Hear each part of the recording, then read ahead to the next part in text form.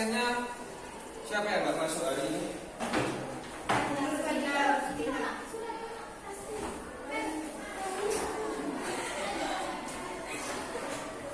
Hari ini yang nggak masuk siapa?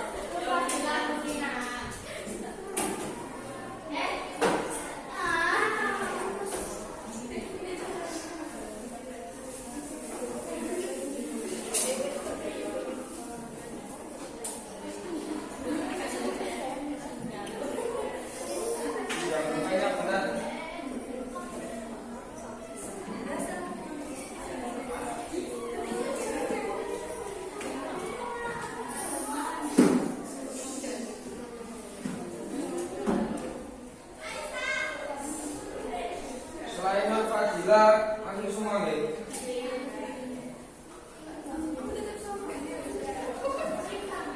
Untuk fikirnya terakhir membahas tentang apa?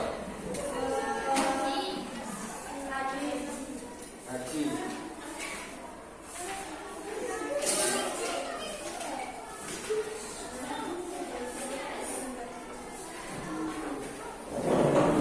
Sekarang berarti wajib haji ya? Apa sudah haji?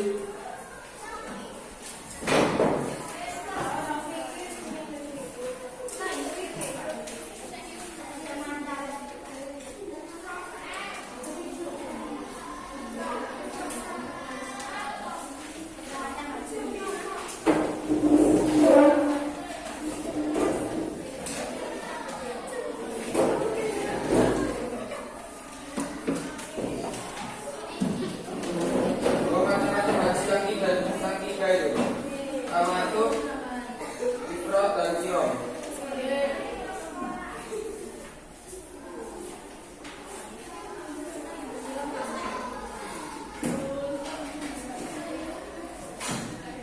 Pelaksanaan haji di Indonesia menjadi kewenangan pemerintah. Dalam hal ini yang bertanggung jawab sebagai penyelenggara jemaah haji Indonesia adalah Kementerian Agama RI, Direktorat Jenderal Bimbingan Masyarakat Islam dan Haji.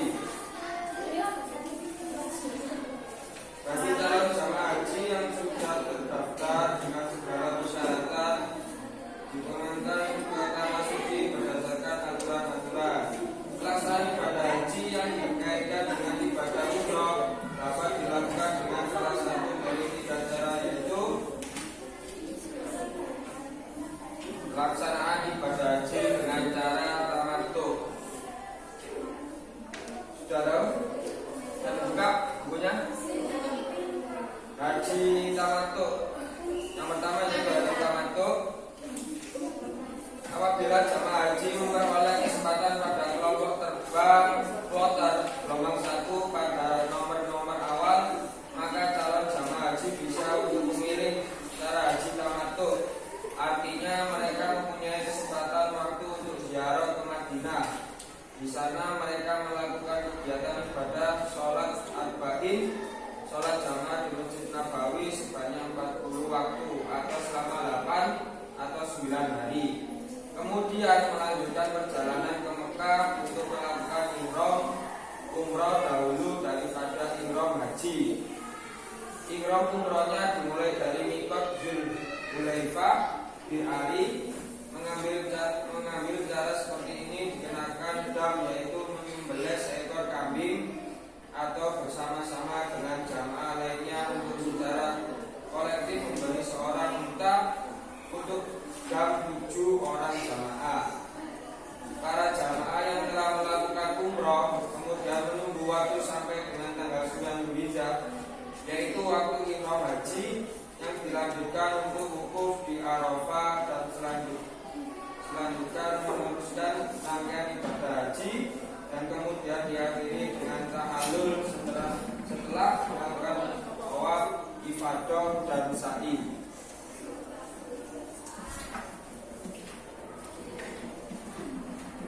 Yang pertama yaitu haji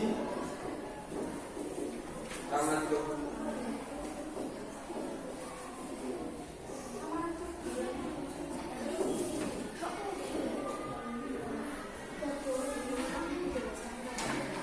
Haji tamattu itu haji yang apa?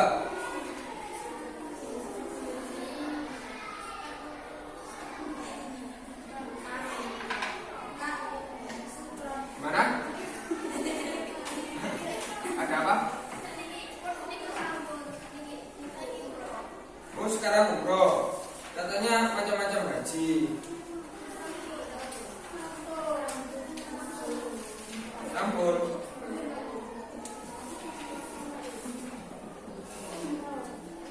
Pelaksanaan umroh.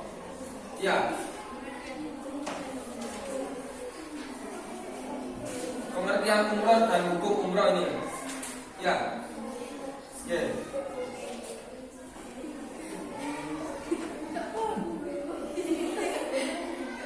Kemarin yang terakhir haji. Kemarin terakhir haji, sekarang umroh. Syarat wajib dan syarat sah umroh. Untuk pengertiannya boleh dibaca baik. Kelas dibaca pengertian haji umroh.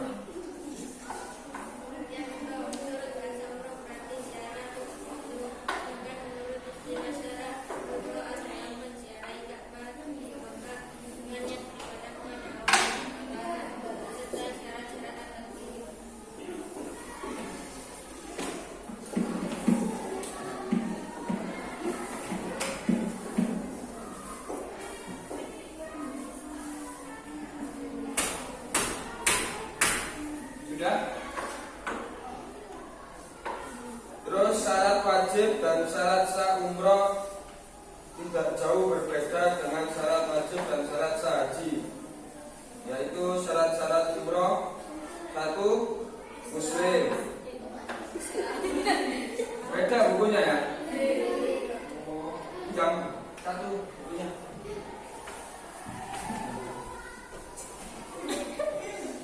Bukunya beda ya?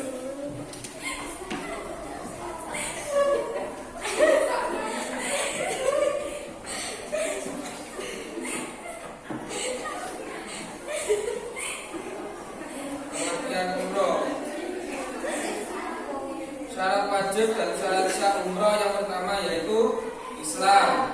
2. Balik. 3. Zakat. 4. Merdeka. Terus rukun umroh itu ada 5, yaitu ihram, tawaf, sa'i, tahallul, tahlil. Wajib umroh ada 2 macam, yaitu sebagai berikut. Yang A, yang B,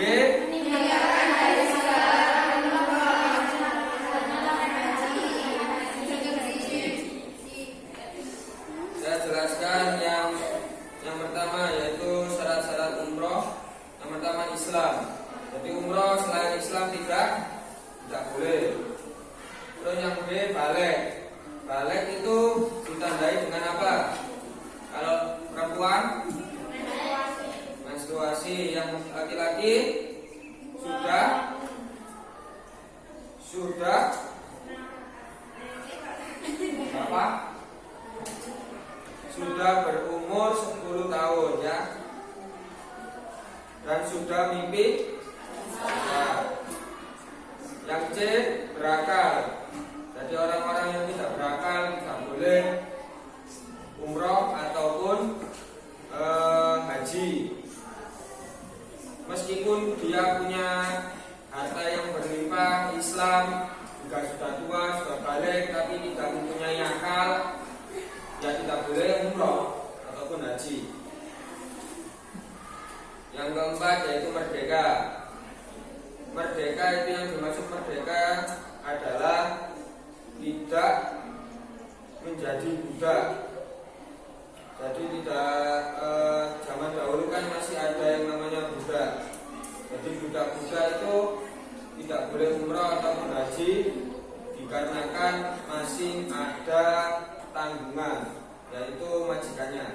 Jadi kalau majikannya nyuruh dia umrah tidak apa-apa, kalau tidak disuruh tidak boleh. Ya. Terus lanjut, rukun umrah itu ada 5. Yang pertama ihram, yaitu niat memulai pengerjaan ibadah umrah.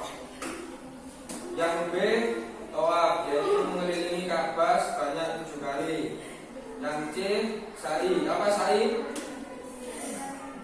berlari-lari kecil, sofa, apa? Yang D, ta'alul, mencukur atau menggunting rambut paling sedikit 3 helai rambut. Biasanya orang-orang yang habis haji dan umroh itu kan biasanya rambutnya gundul. Yang perempuan itu cuma 3 helai aja nggak apa-apa. Tidak semua, tidak digundul nggak apa-apa. Yang E, tertib dilakukan secara beruntun.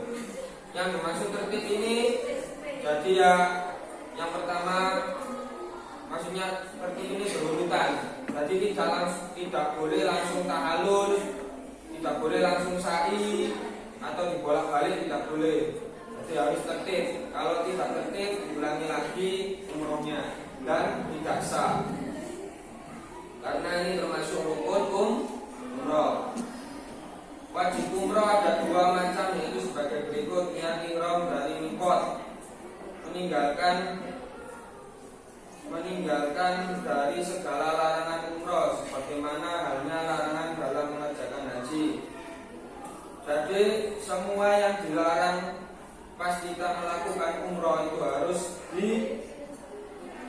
tidak boleh dilaksanakan.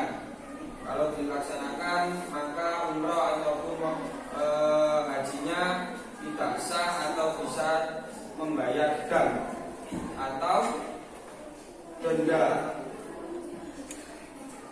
Lanjut ya, kita ada yang ditanyakan ya masalah umroh ini, dari syarat dan rukunnya umroh tadi nggak ada yang ditanyakan ya. Tata urutan pelaksanaan ibadah umroh.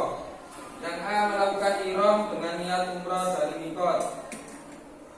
Mikot makani yang telah ditentukan sebelum berihram. Ada beberapa yang perlu dilakukan. 1, memotong kuku, mencukur kumis, mencabut bulu ketiak, mandi, menyisir.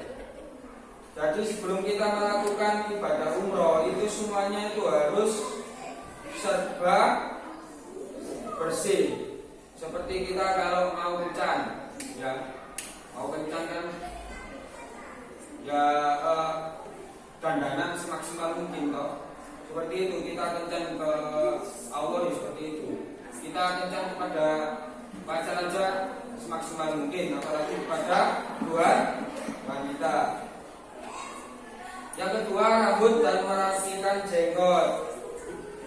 Rambut ini nggak boleh acak-acakan. Jenggotnya yang panjang-panjang itu dicukur supaya bagus. Yang ketiga, memakai wangi-wangian. Yang 4, mengganti pakaian biasa dengan pakaian ihram. Pakaian ihram itu tidak boleh dijahit, ya kan? Jadi cuma kain aja. Terus yang perempuan itu pokoknya tertutup kecuali wajah dan telapak tangan. Yang kelima, mengerjakan sholat sunnah 2 rakaat. Yang dimaksud sholat sunnah 2 rakaat ini untuk salam atau bersyukur kita sudah berada di mau melaksanakan umroh. Setelah melakukan hal tersebut di atas, barulah memulai dengan mengucapkan niat. Itu niatnya. Nawaitul umroh ahamtu biha lillahi ta'ala. Labbaik Allahumma labbaik, labbaik la syarika laka labbaik, innal hamda wa ni'mata laka wal mulk la syarika lak. Dan mengucapkan labbaik Allahumma umrata. Masuk yang B, masuk ke Masjidil Haram untuk melakukan tawaf sebanyak 7 kali, sekali putaran yang dimulai dari sudut Hajar Aswad dan berakhir di sana pula. Yang C, selesai tawaf dilanjutkan dengan sa'i antara Bukit Sofa dan Marwah. Berjalan dari Bukit Sofa dan Marwah dihitung 1 kali.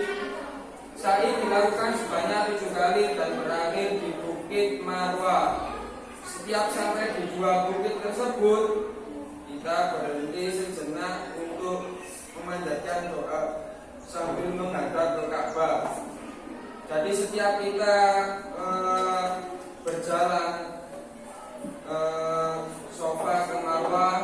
Marwah ke Safa itu setiap putaran kita disunahkan untuk berdoa. Ya. B. Selesai sa'i dilanjutkan tahallul. Dengan demikian bebaslah kita dari segala larangan ihram. Tahallul juga menandai selesainya pelaksanaan ihram. Lanjut, hikmah diwajibkannya haji dan umroh. Nggak ada wakil ketua kelas, nggak ada. Siapa yang mau membaca nih hikmah diwajibkannya haji? Monggo Mbak.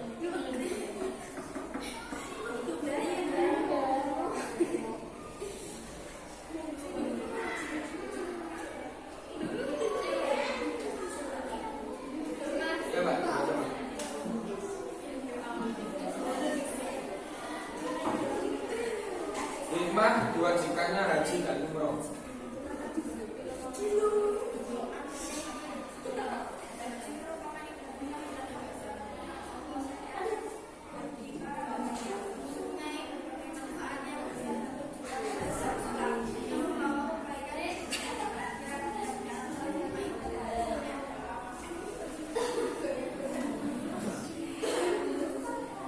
Enggak. Haji merupakan ibadah tahunan yang besar yang Allah syariatkan bagi para hambanya, mempunyai berbagai manfaat yang besar dan tujuan yang besar pula, yang membawa kebaikan di dunia dan akhirat. Dan di antara hikmah ibadah haji ini adalah yang A. Mengikhlaskan seluruh ibadah,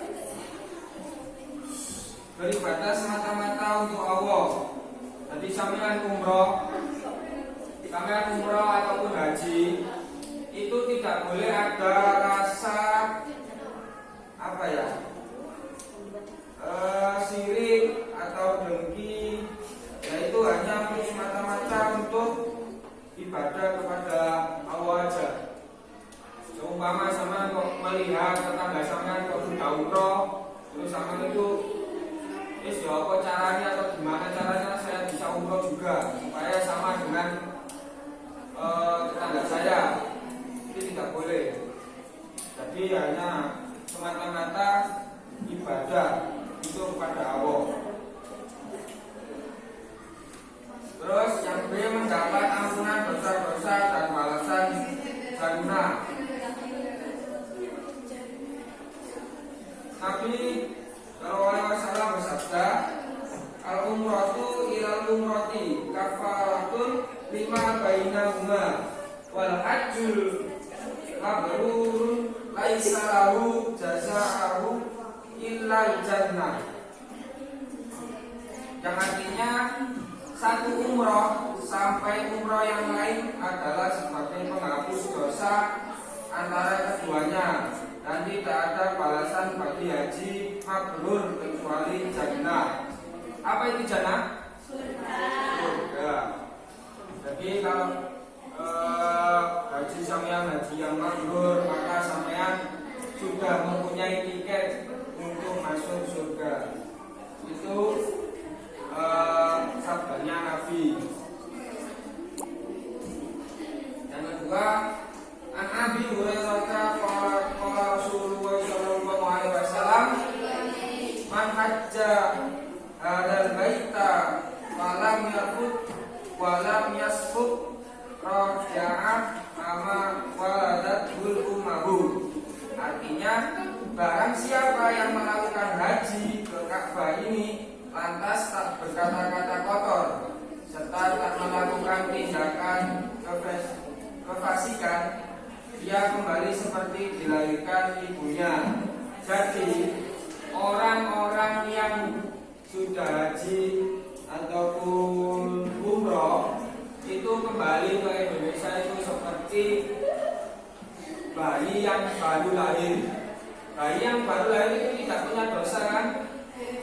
Jadi suci, bersih, seperti bayi yang baru dilahirkan oleh C. Dapat terbukanya wawasan. Bagi banyak perbedaan dalam pelaksanaan ibadah, namun para jamaah tetap bersatu beribadah dan sama-sama mendapat ridha Allah. Sikap ini tentu akan berpengaruh luas biasa dalam kehidupan karena hampir semua masalah yang melanda umat Islam bersumber pada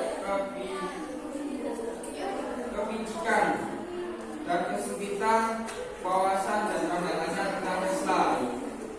Jadi sampean kalau mempunyai masalah itu jangan langsung dirujukkan ke masalah itu. Jadi sampean berpikir dulu apakah itu salah atau tidak, itu salahnya itu karena saya atau orang itu. Jadi sampean jangan langsung menjasti kalau sampean itu yang benar sendiri. Maksud dari yang C ini. Jadi harus banyak wawasan. Seumpama ada anak tidur di kelas terus disiram atau diguyur air sama gurunya, itu sampai marah-marah, Pak kenapa kok saya diguyur? Sampai ini jangan marah-marah dulu, sama dia sampai dulu. Itu sama salah atau tidak. Jadi jangan menjasti atau kalau sama itu benar sendiri. Perbanyaklah wawasan supaya tidak sering menyalahkan orang lain. Yang D. Menyambut seruan Nabi Ibrahim alaihissalam.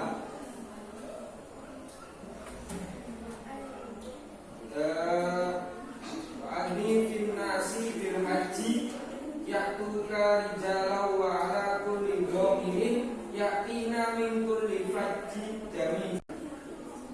Quran surat Al-Hajj ayat 27 yang artinya, dan serulah manusia untuk mengerjakan haji, niscaya mereka akan datang kepadamu dengan berjalan kaki dan mengendarai setiap unta yang kurus yang datang dari segenap penjuru yang jauh.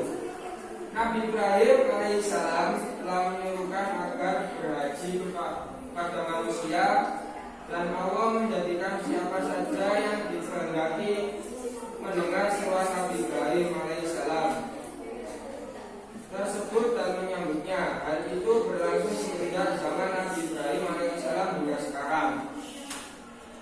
Jadi ibadah umrah ataupun haji itu tidak sembarang orang yang bisa. Ada yang sudah keinginan tapi tidak punya biaya. Ada yang punya biaya tapi tidak punya keinginan. Ada yang punya keinginan tapi ada yang punya keinginan dan punya biaya tapi kesehatannya kurang.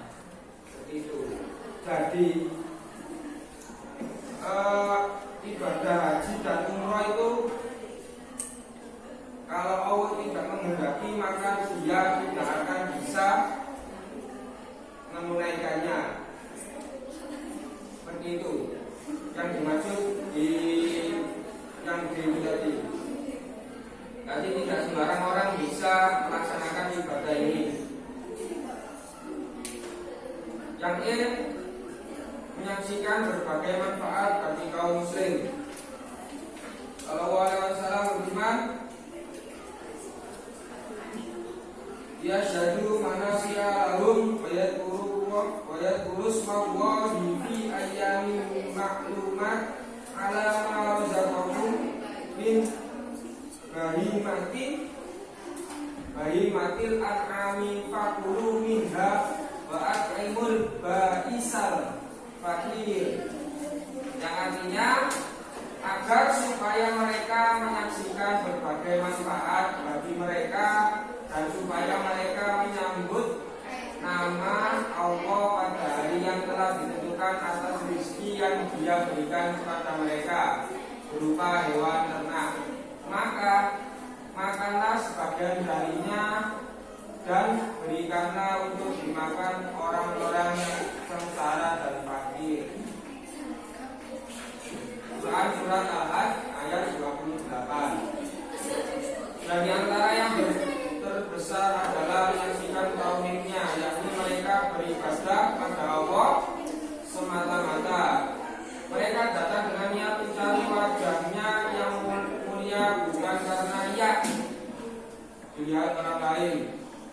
juga bukan karena sum'ah dibicarakan orang lain.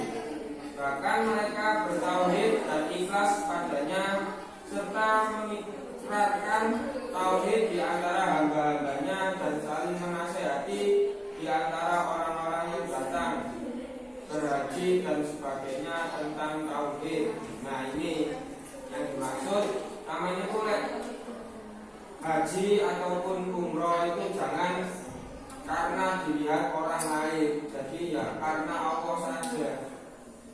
Ya, jadi namanya umroh ataupun haji itu jangan karena ingin dibicarakan orang lain.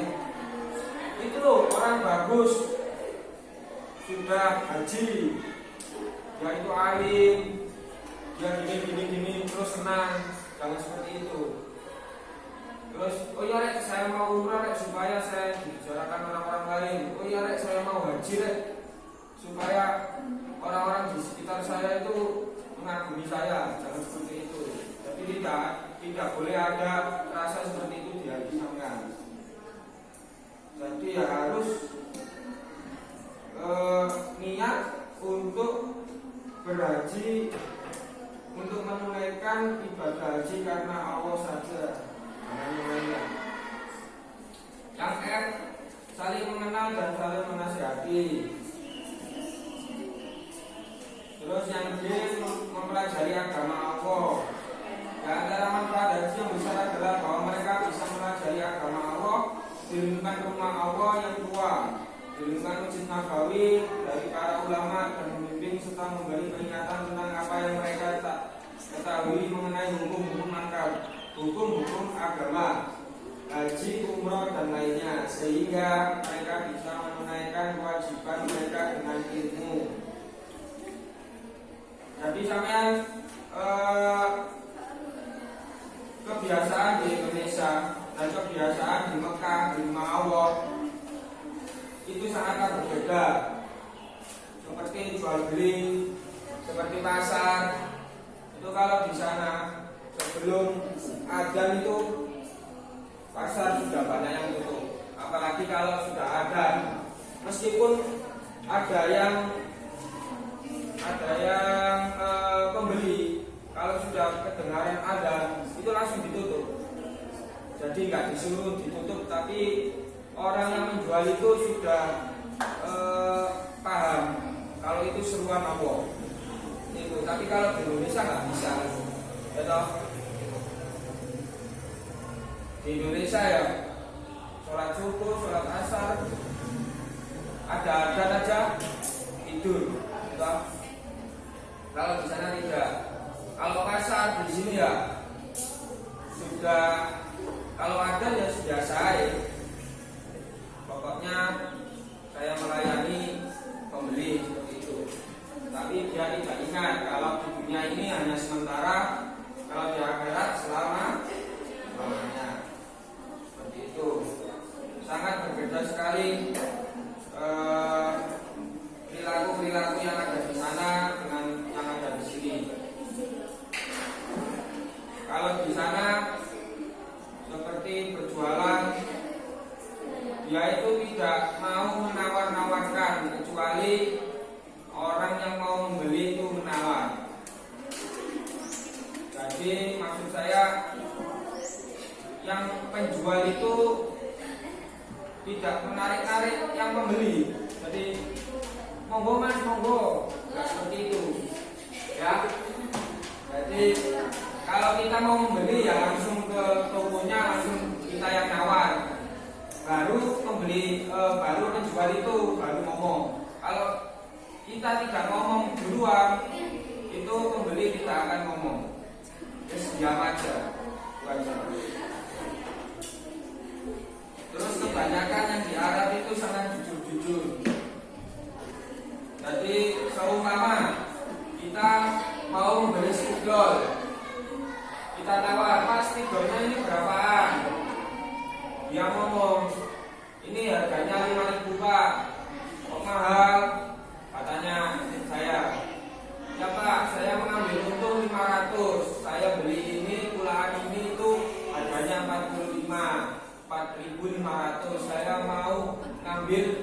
laba 500. Tuh, jadi ngomong apa adanya. Kalau di sini kan nggak bisa, nggak mau, atau nggak ada yang bicara seperti itu, jarang sekali. Biasanya cuma gini, Pak ini tidaknya berapa? 5.000. Kok mahal? Soalnya belum murah ya, kok dewe kono. Saya bilang ini. Nah, seperti itu kebanyakan. Kalau nggak gitu ya bohong. Saya itu ambil untungnya sedikit. Kalau sama yang ini tawar-tawar lagi.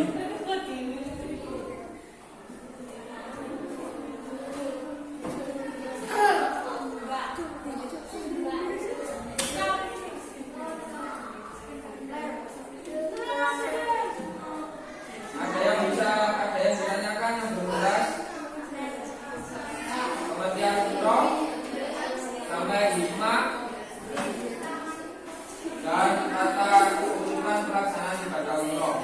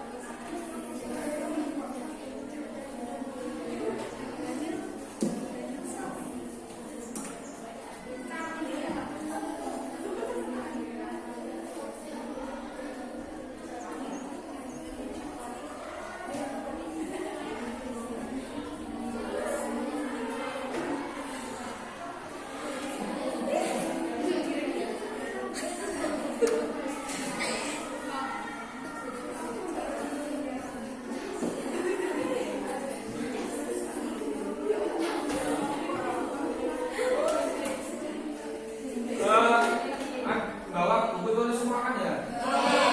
Ditulis ya buat catatan. Saya bukti.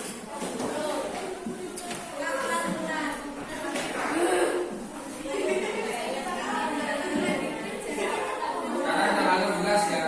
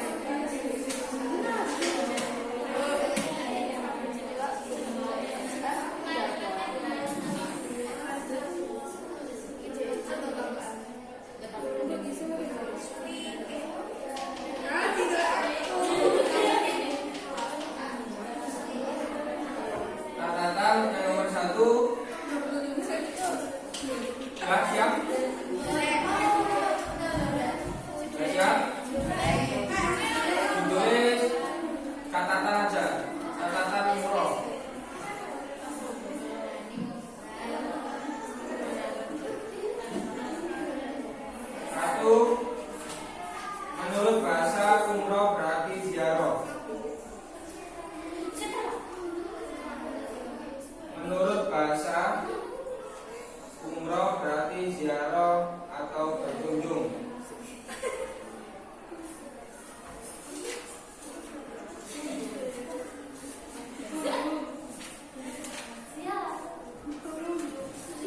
Berkunjung. Sedangkan menurut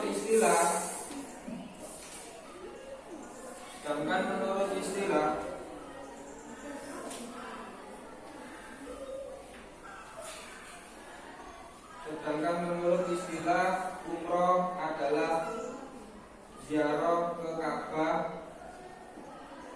di Mekah. Umroh adalah berziarah ke Ka'bah di Mekah dengan niat beribadah kepada Allah. Mana?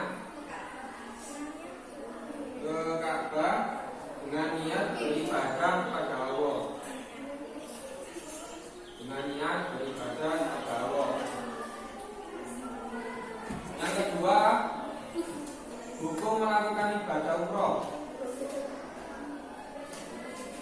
Hukum melakukan ibadah umroh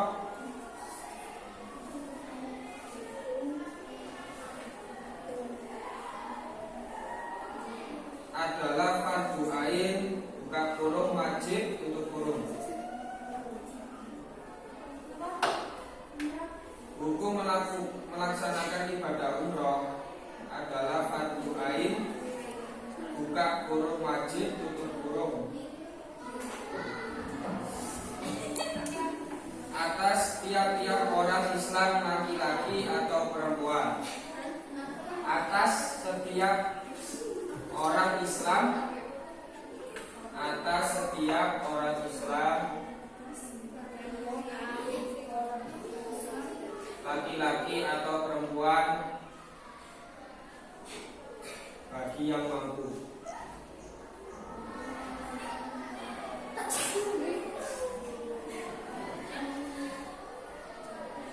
Untuk umroh kedua atau ketiga itu sunat. Lanjutnya lagi, perempuan bagi yang mampu titik.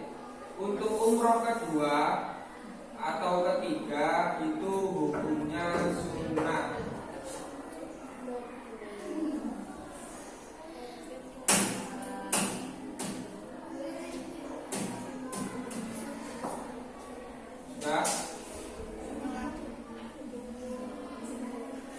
Selanjutnya rukun umroh.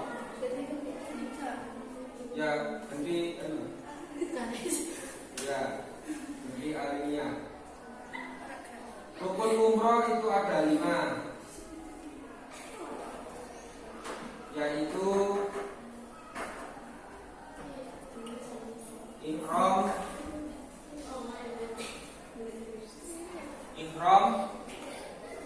tasawuf, ihram, tawaf,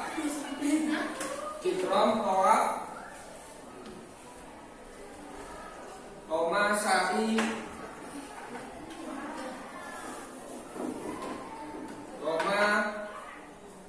tahallul, tertib. Sedangkan wajib umroh ya, alinea baru. Sedangkan wajib umroh ada 2 macam. Sedangkan wajib umroh ada 2 macam. Tulis baik.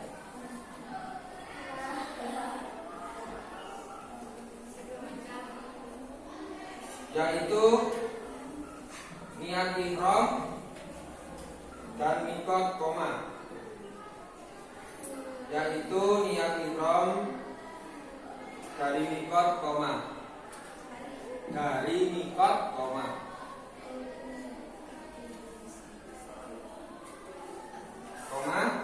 Meninggalkan dari segala larangan umroh.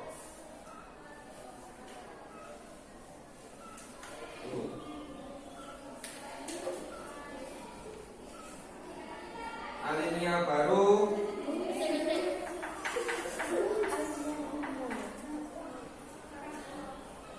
atau paragraf baru. Urutan ibadah umroh.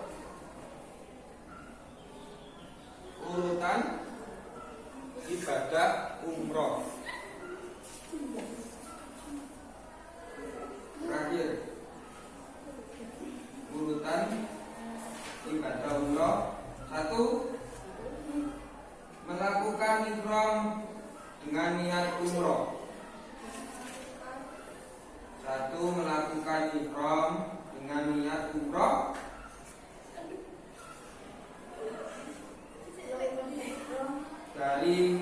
Dari mikot makani yang telah ditentukan. Dari mikot makani yang telah ditentukan. Tahu kan mikot makani itu tempat di mana kita atau orang-orang umroh atau haji itu niat. Sudah, yang nomor 1. Nomor 2, masuk ke Masjidil Haram. Yang kedua, masuk ke Masjidil Haram untuk melakukan tawaf.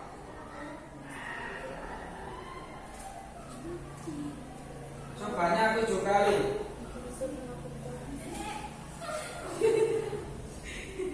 Yang kedua, masuk ke Masjidil Haram untuk melakukan tawaf sebanyak 7 kali.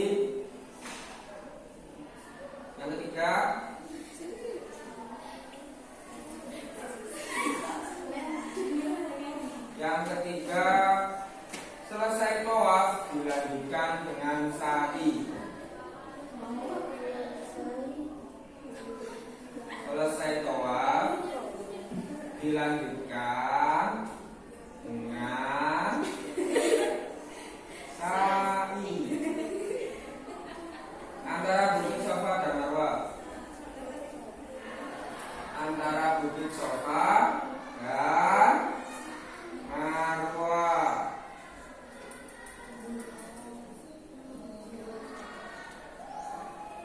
Yang terakhir, yang nomor 4, lalu tahallul. Yang keempat, lalu tahallul sebagai penanda selesainya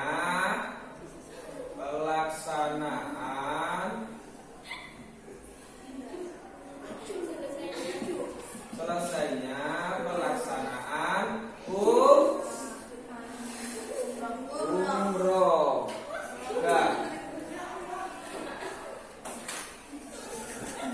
Oke.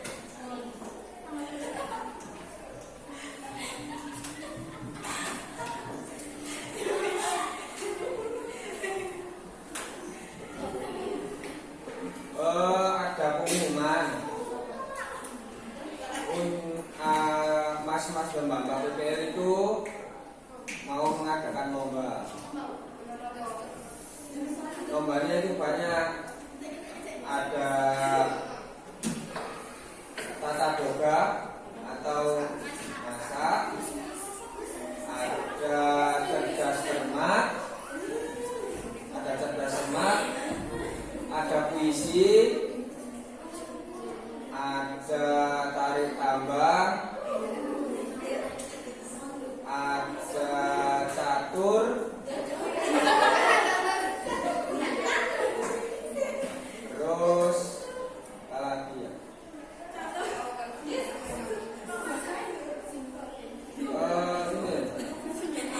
Yang merias wajah itu apa namanya? Ya, kayak makeup itu. Nah.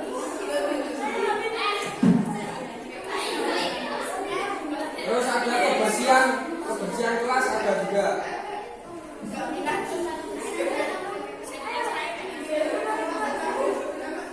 Ada yang satuan orang, ada yang kelompok. Jadi setiap kelas ada perwakilannya. Itu akan dimulai kalau nggak salah tanggal 21 sampai tanggal 24.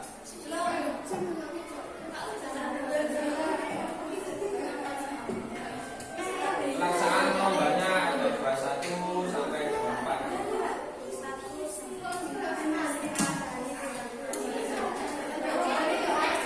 Yang bisa masak siapa di sini? Aku. Banyak yang bisa masak.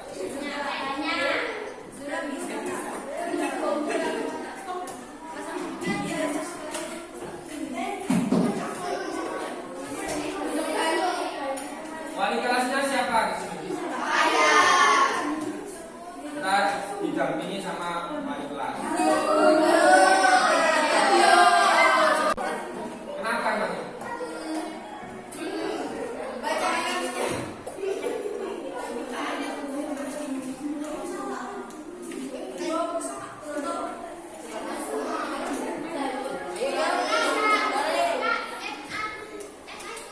Ya, khusus MTS saja.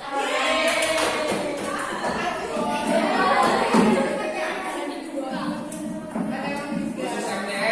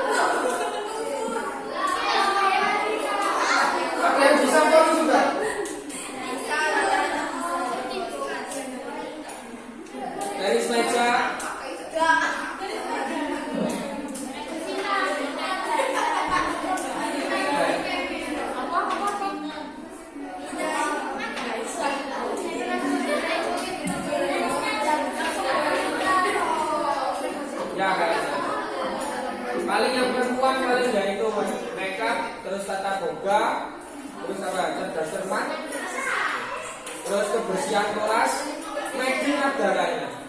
Bisa buat Mading? Ya, Mading. Bisa buat nggak?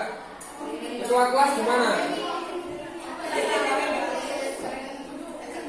Ntar temanya itu Indonesia kalau nggak salah.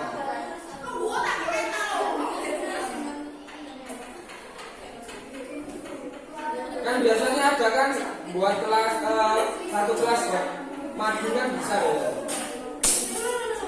Gak ada perlombaan Mading. MTS ada OSIS-nya kan? Gak pernah ada lomba Mading.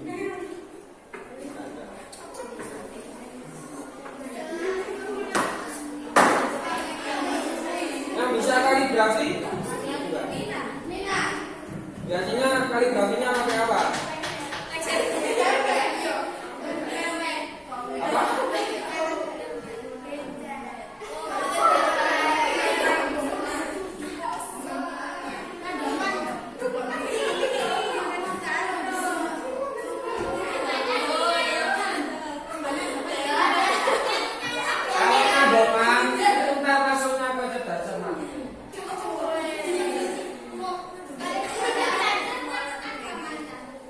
Ya pertama sekolahan umum terus pondok dua, soalnya ada dua, pondok dan umum. Umum seperti ya pelajaran sekolah, terus yang pondoknya seperti tadi kagum, terus hafalan.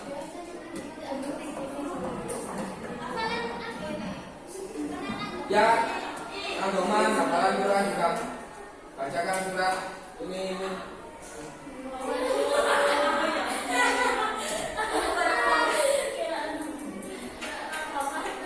Itu kalau nggak salah ada yang dibuat seperti ranking 1 juga bisa, dibuat perwakilan satu kelas itu 3 orang juga bisa. Kalau ini mana? 5/3. Biasanya di pondok 5/3.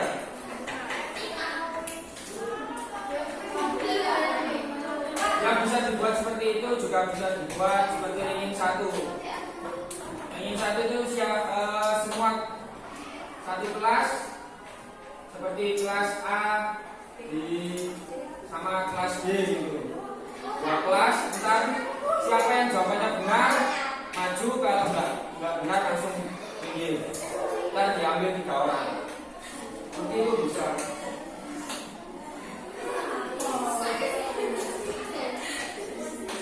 Jadi minta partisipasinya ya. Minta partisipasinya untuk memeriahkan tanggal 21 sampai 24 itu. Ya, soalnya tanggal 25 kita insya Allah sudah penutupan.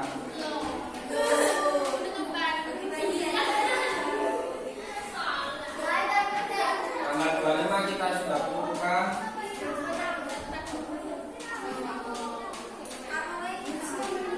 Mulainya insya Allah tanggal 21.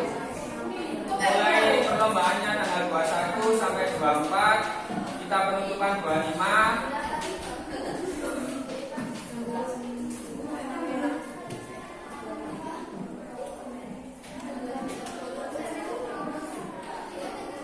Oke.